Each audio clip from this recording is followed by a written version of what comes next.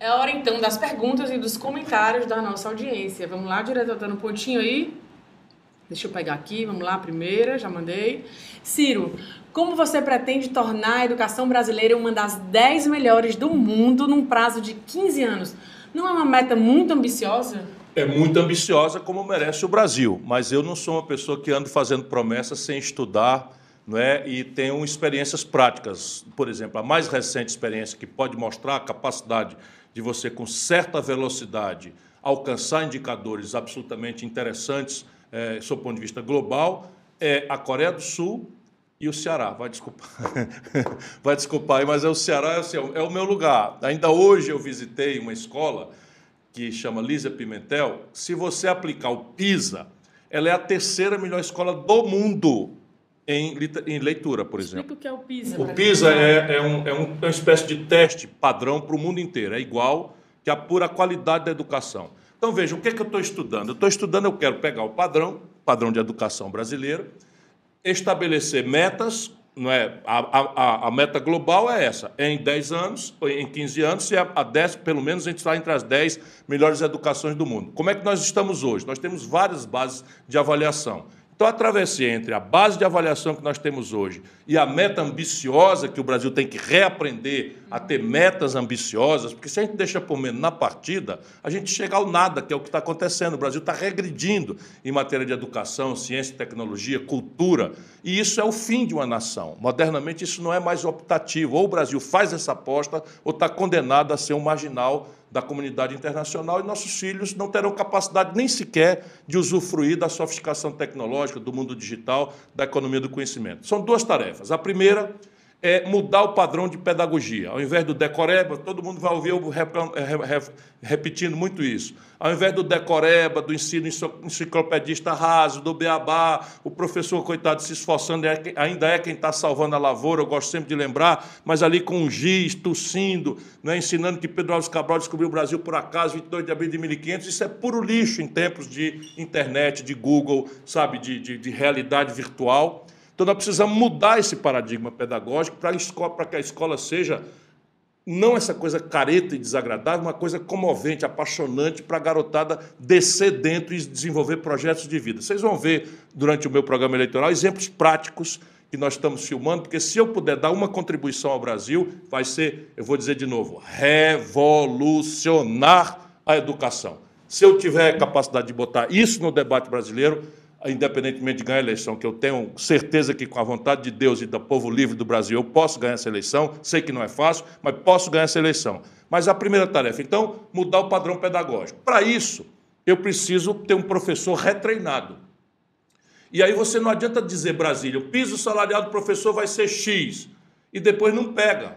Então você, por exemplo, eu converso com professores da rede de São Paulo, o estado mais rico do Brasil, e eu não estou condenando. Aqui é um subfinanciamento da educação brasileira que hoje nós estamos botando menos dinheiro do que botávamos há 10 anos atrás. É o menor investimento em educação dos últimos 10 anos no Brasil, quando a gente precisava estar incrementando o orçamento. Pois bem, São Paulo criou uma espécie de truque para não pagar o teto, porque o piso dos professores não é um teto.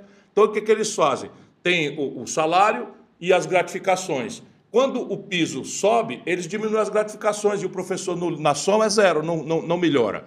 Nós temos que fazer com que o piso esteja obedecido, mas aí a gente vai encontrar estados, municípios, no limite da falência. Agora, com a demagogia do Bolsonaro, são bilhões de reais que vão sair da educação e da saúde para financiar o lucro criminoso dos especuladores, banqueiros, donos, acionistas minoritários da Petrobras. Então, a gente tem um conforto, o engano de que o preço da gasolina está baixando da véspera da eleição, mantiveram o mesmo preço, e de onde é que saiu o esforço? Saiu da educação do povo. Então, você, primeiro, fazer a mudança do paradigma pedagógico, isso supõe um professor retreinado. Para que o professor seja retreinado, ele tem que estar motivado. Para ter motivação, ele não só precisa de uma requalificação continuada, como ele precisa ser remunerado, premiado, não é? Homenageado naquilo que importa para ele, que é ascender socialmente, na medida em que ele cumprir um planejamento e que a excelência do seu trabalho se envolva com os dirigentes, os técnicos, os supervisores, as merendeiras, os zeladores. Isso é a nossa experiência. A escola inteira tem que evoluir junto, envolver as famílias. E isso supõe orçamento. Se você não tratar disso, por isso que o debate no Brasil é criticamente grave.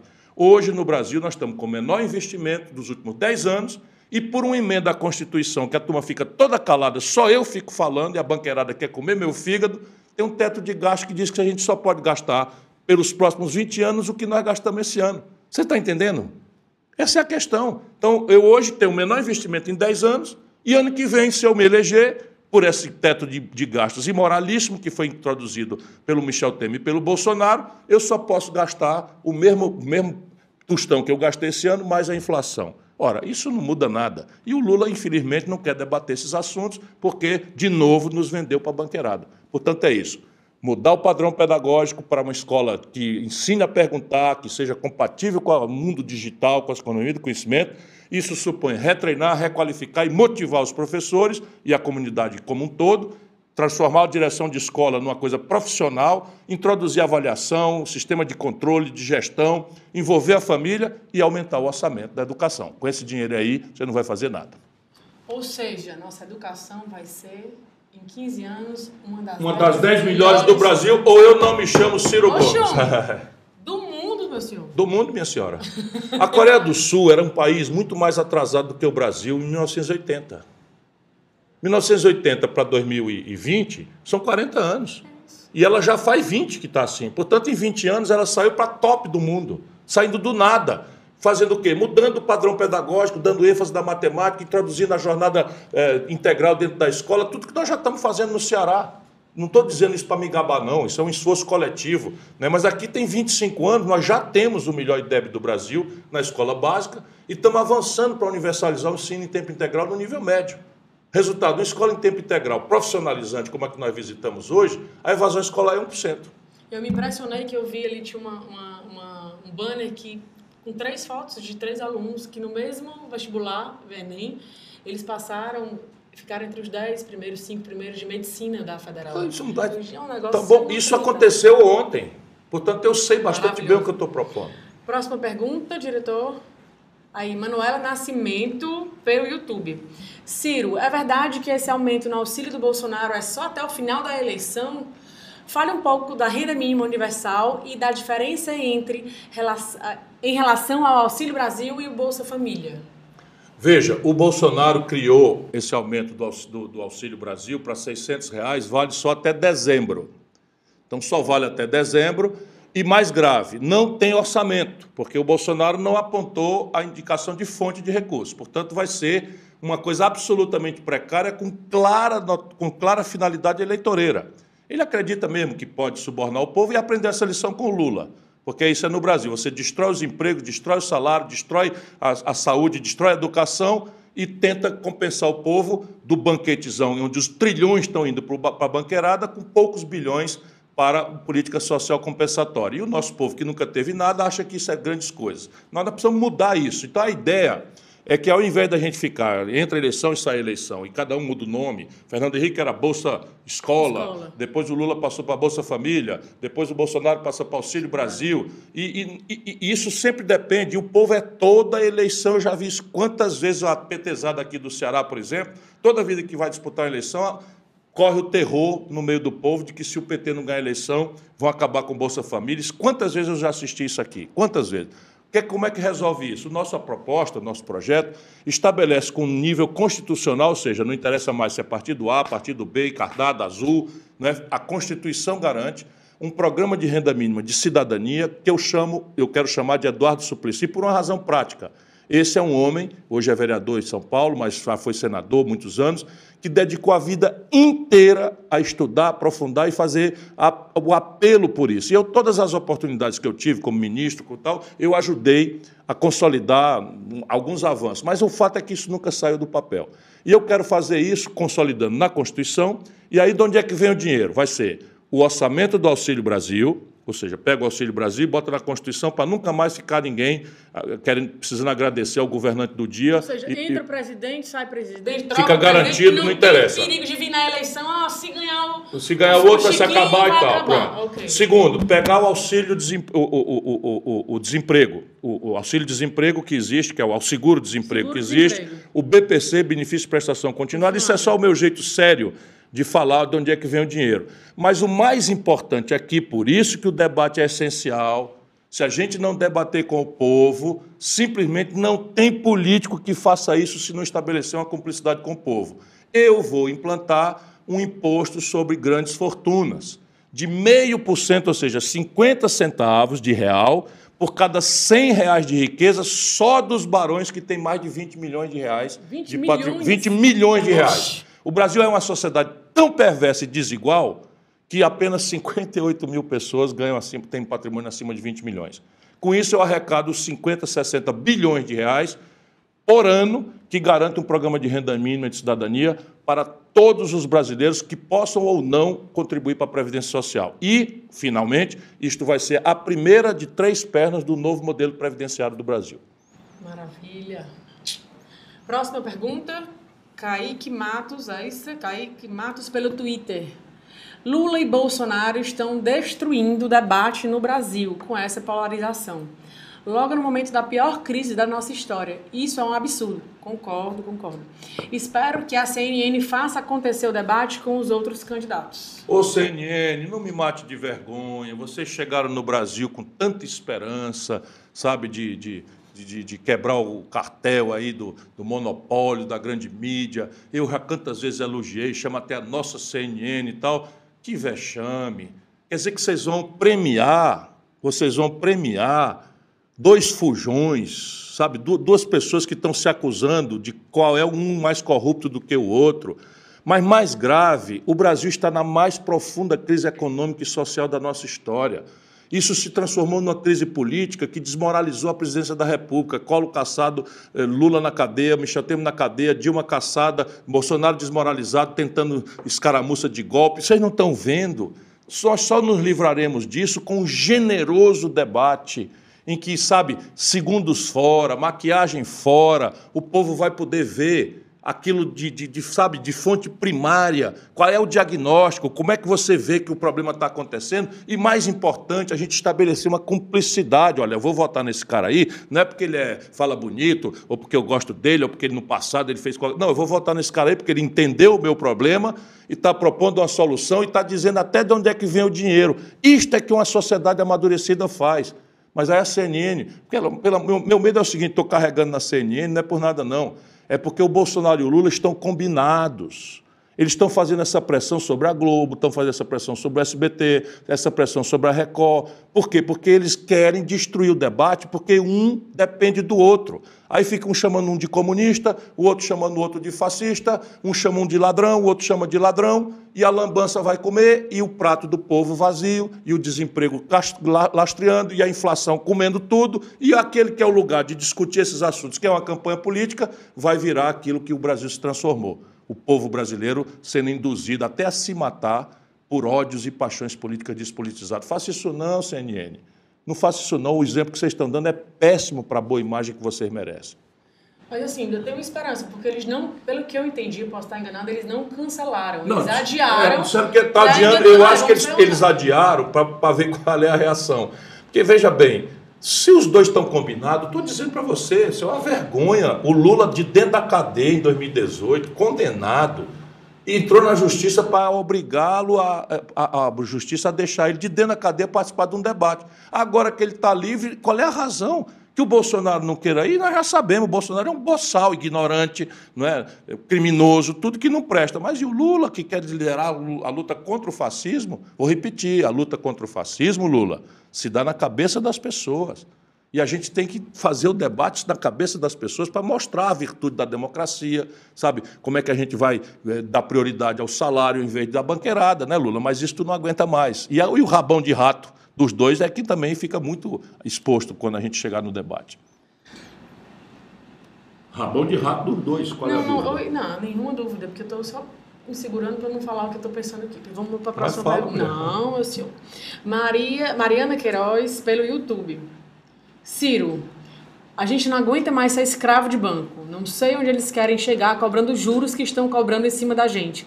Faz alguma coisa para melhorar isso quando for presidente, pelo amor de Deus. Olha, não tenho dúvida, mas vamos entender por que isso está acontecendo. Quando eu fui ministro da Fazenda, em 1994, com o presidente Itamar Franco, o Ceará tinha 5 bancos. Minas Gerais tinha 12 bancos, ou seja, centenas de bancos disputavam o freguês, diminuindo taxa de juros, diminuindo tarifa, não é? Respeitando o usuário, o correntista e tal. Hoje, minha irmã, 5 bancos, isso é a obra do Lula e do PT, 5 bancos acumulam 85% de todas as transações financeiras do Brasil. É um cartel. E quais são os 5 bancos? Tem 2 bancos públicos. Como é que faz o banco público? O que está acontecendo? Desde o Lula para cá, Fernando Henrique, a mesma coisa. Por isso, são diferentes, ninguém pode... Nem isso, melindroso, então não pode falsa equivalência. Falsa equivalência, eu vou dizer o seguinte, exatamente o mesmo modelo. Tinha o mesmo modelo. Qual é o mesmo modelo? Você pega o Banco do Brasil e a Caixa Econômica, entrega para a gente que vem do mercado financeiro, eles obriga o Banco do Brasil e a Caixa Econômica a trabalhar em cartel, ou seja, combinando o juro e combinando as tarifas, sem concorrência, e quando acaba o governo, eles voltam para o mercado. Então, no meu governo, o primeiro dia é coisa relativamente simples, tecnicamente falando, politicamente só se houver debate e o povão entender o que está acontecendo, senão não tem político que resolva o problema. No primeiro dia, eu nomeio para a Caixa Econômica e para o Banco do Brasil diretorias profissionais vindas do próprio corpo funcional, extraordinariamente capaz dos 2 grandes bancos públicos. E eles passarão a sair do cartel e vão disputar a freguesia. O que é isso? Baixar juro, baixar, né, tarifa, tratar melhor as pessoas naqueles nos telefonemas, nas confusões de cartão de crédito e tal, e na falta de respeito, porque haverá concorrência. Porém, isto não é a solução definitiva. A solução definitiva é uma reforma profunda das contas do governo. Por quê? Porque juro é preço de dinheiro. Se o governo tem uma goela desse tamanho, precisando tomar dinheiro emprestado, bilhões todo dia, o preço do dinheiro, que é o juro, fica muito alto, porque tem muita demanda por dinheiro, que é o governo. Portanto, tem que corrigir a conta do governo para que o maior tomador não precise mais dos bancos. Na hora que o maior tomador, que é o governo, equilibrar suas contas, como eu tenho exatinhos números do dia que vem, acabou a necessidade de juro alto e o Brasil pode ter um padrão finalmente equivalente ao mundo, em que hoje o juro dos Estados Unidos é 3% ao ano, o juro da Europa é 2% ao ano, o juro da China é 2,5% ao ano, e no Brasil você desconta duplicata por 2,5% ao mês. Muito bem. Pronto? Não, a última pergunta é do Rodrigo Carvalho pelo Instagram. Gostei do tom do discurso na Convenção do Rio de Janeiro, Ciro. Mas, detalhe pra gente, como você pretende melhorar a segurança pública aqui e no restante do país? 2 coisas de novo. Primeiro, mudar a tecnologia, a forma como você está enfrentando o dramático problema da segurança pública. Qual é a forma tradicional hoje? O Brasil é o país em que a polícia mais morre e é o país em que a polícia mais mata. Por quê? Porque todo o modelo de segurança, especialmente no Rio de Janeiro, não é, onde foi longe demais a milícia, as facções criminosas, e com a cobertura dos políticos do Rio de Janeiro, essa é que é a tragédia. O Lula se apresenta lá, o Freixo agora não sei o que e tal, mas o Lula estava apoiando o Sérgio Cabral, o Lula estava apoiando o Crivella, o Lula estava apoiando o Pezão. Isso todos eles querem que esqueça. E foi nessa data, nesse período, desses 20 anos aí, que se consolidaram as milícias e as facções criminosas, no Rio e no Brasil. Então, a primeira grande providência é mudar a forma. Por quê? Porque a forma que estão usando, de aparato, subir o morro, atirando para cima, matando gente inocente a pretexto de matar um bandido sem julgamento, e a população assustada até às vezes aplaude, mas o papel de uma liderança correta é dizer, olha, ok, eu entendo que você tem direito de exigir que a gente reprima com mão de ferro, que foi o que eu disse lá no discurso, o crime. As pessoas têm direito de andar em paz, portanto, o governo é o responsável por promover a paz pública. Só que esse negócio aí não está resolvendo o problema. Entra governo e sai governo, faz 20 anos que o medo só aumenta, as mortes só aumentam, e volto a dizer, o Brasil é o país que mais mata a polícia, a vítima disso é a polícia. Não é? E, evidentemente, os inocentes, crianças, mulheres, que são perdidas, por bala perdida. Como é que se enfrenta crime organizado? O mundo já tem tecnologia para isso. É com inteligência policial, é com tecnologia. Hoje, se você rastrear o dinheiro, e há toda uma coisa de algoritmos, tudo. A gente nem deve comentar muito claro, mas, assim, determinados crimes, por exemplo, sequestro, não há mais razão tecnológica para acontecer. Você tem ferramentas tecnológicas no mundo que eu conheço, algumas delas nós já estamos aplicando aqui no Ceará, que são, para esses crimes, são... A grande questão do homicídio é facção criminosa e milícia. necessariamente envolvidas com corrupção policial. Ainda que seja minoria, em alguns lugares já não é tão uma minoria tão pequena. E o que quer dizer é o seguinte, a instituição da segurança pública brasileira tem que mudar. Por quê? Porque não é possível que as leis sejam as mesmas hoje que eram de 30 anos atrás, quando esses fenômenos não existiam. Essa é uma questão clara. Por quê? Porque um policial, por média, é um trabalhador, ele e a família dele moram na periferia, ali onde está encravada a facção criminosa, ali onde está encravada a milícia policial, em alguns lugares, e ele precisa desenvolver um mecanismo de convivência, de sobrevivência, porque ele vai para a rua trabalhar e a família dele fica ali. E o bandido sabe disso e o policial, ainda mais com a questão do conceito em que a guerra contra as drogas, ponho muitas aspas nisso, não que a gente possa contemporizar com o narcotráfico, de jeito nenhum, mas a forma de fazer só prende garoto pobre, negro, e só mata e leva para a cadeia, onde ele vira, depois de ser condenado, vira um soldado da facção, porque senão vai morrer. Tudo isso tem que mudar. Então tem que mudar, tem que tornar federal, foi o que eu disse no Rio de Janeiro, e eu vou transformar em federais os crimes de organização criminosa, de máfia, de facção criminosa, de milícia. Por quê? Porque aí eu, de fora para dentro, com inteligência policial, vou mapear a cabeça do crime, vamos fazer o algoritmo, rastrear o dinheiro, e ao invés de entrar atirando, vai lá e crau, com ordem judicial naturalmente, você vai decepando a cabeça. E essa cabeça se renova e você corta de novo. Foi como os americanos venceram a máfia, é como a Itália venceu a máfia, é como vários países do mundo que enfrentaram episódios gravíssimos de organização criminosa tiveram êxito. Nenhum deles foi aparato, atirando para cima, matando gente, e para matar um bandido mata 10 inocentes e tal. Não é assim. Agora, uma coisa de novo, meu irmão, deixa eu ser chato aqui, porque eu quero ser um bom presidente, eu não quero ganhar a eleição. O Brasil hoje gasta 1/3 do orçamento com segurança pública. Isso mesmo que você ouviu. Todo mundo acha que a segurança pública, junto da saúde, do desemprego e da educação, são as grandes prioridades do país. E todo mundo promete. Esse Bolsonaro, por exemplo, vivia falando de segurança, o homem da segurança que vai enfrentar, que é o Itacal. Pois bem, do Lula, do Fernando Henrique para cá, 1/3 do orçamento é gasto em segurança. Isso mesmo que você está entendendo. Se você pegar R$1 do orçamento, eles gastam 33 centavos em segurança. 1/3 de 1%. 1/3 de 1%. E não muda nada. Só para vocês terem uma ideia, dá vontade de eu falar baixinho, o Brasil tem 212 milhões de habitantes, e esses anos todos de conversa fiada dos politiqueiros que dominaram o Brasil, sabe quantos policiais federais o Brasil tem? Eu rio para não chorar. 11.600. Isso mesmo que você está ouvindo. 212 milhões a instituição encarregada de enfrentar o crime do colarinho branco, o crime dos ricos, o crime dos políticos, o narcotráfico, o contrabando de arma, enfim, as fronteiras, fazer tudo. Imigração, 11.600 quadros, 11.600 pessoas. Isso é 1/3 da polícia do Ceará, que vem a ser o 8º estado brasileiro, só para vocês terem uma noção. Então, mudar a forma, a tecnologia, o jeito de fazer, adaptar as leis para transformar em federal esses crimes que são impossíveis de serem combatidos localmente e aumentar o orçamento. De novo, ou a gente debate isso, ou não vai ter mudança nenhuma. Por quê? Porque meteram na Constituição do Brasil que nós vamos gastar apenas no ano que vem o que gastamos esse ano, mais 10% de inflação. Se eu gastei 33, 1/3 de 1%, eu aumentando 10%, eu vou ficar com o mesmo 1/3 de 1%, porque a inflação simplesmente é nominal. Está me entendendo? Portanto, exige o debate, irmão, para a gente ter tempo de explicar isso tudo para você. Ou então não vote quem fuja do debate, porque se você passa uma procuração em branco para um advogado que você não conhece o que pensa, você simplesmente é um imprudente. Desculpa eu lhe dizer.